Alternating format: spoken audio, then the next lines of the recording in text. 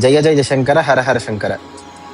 శంకర భగవత్పాదులు రాసినటువంటి, రచించినటువంటి, కీర్తించినటువంటి శివాపరాధ స్తోత్రంలో అద్భుతమైనటువంటి శ్లోకంలో ప్రథమ శ్లోకం చాలా కర్మ ప్రారబ్ధ వశము వలన పరమేశ్వర, నేను ఈ యొక్క పాప నరక కూపంలో ఉన్నాను కాబట్టి దీనికి గల కారణం ఏదైతే ఉందో నా అపరాధం, ఆ పాపాన్ని క్షమించు, అపరాధాన్ని క్షమించు అనేటువంటి శ్లోకం చాలా అద్భుతంగా ఉంటుంది.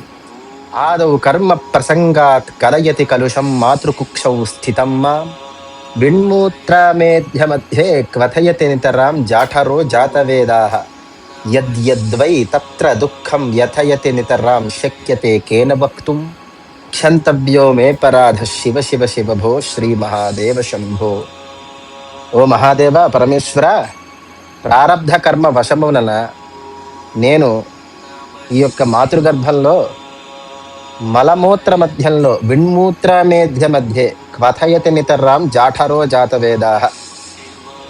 ఎందుకంటే ప్రారబ్ధ కర్మ వశము వలన కదా మరలా పుడతాం, ఆ కర్మను అనుభవించడానికి. అలా పుట్టకపోతే మోక్షమే. అలా పుట్టాను కనుక ఒక పాపాన్ని ఆశ్రయించి దాని కర్మ ఫలితాన్ని నేను అనుభవించడానికి పుడుతున్నా.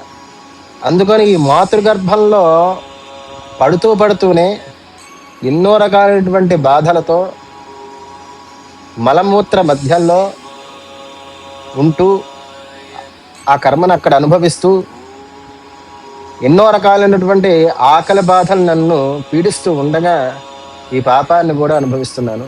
చెప్పడం చాలా కష్టం. శక్యతే కేన భక్తుం, ఎలా చెప్పగలను? చాలా చెప్పలేనటువంటి దుఃఖం అది. ఆ దుఃఖానికి హేతుభూతమైనటువంటి నా అపరాధాన్ని క్షమింపు శివా అనేటువంటి అద్భుతమైనటువంటి శ్లోకంలో శంకర భగవత్పాదులు అపరాధ స్తోత్రంలో మొట్టమొదటిగా శివుణ్ణి ప్రార్థన చేస్తారన్నమాట.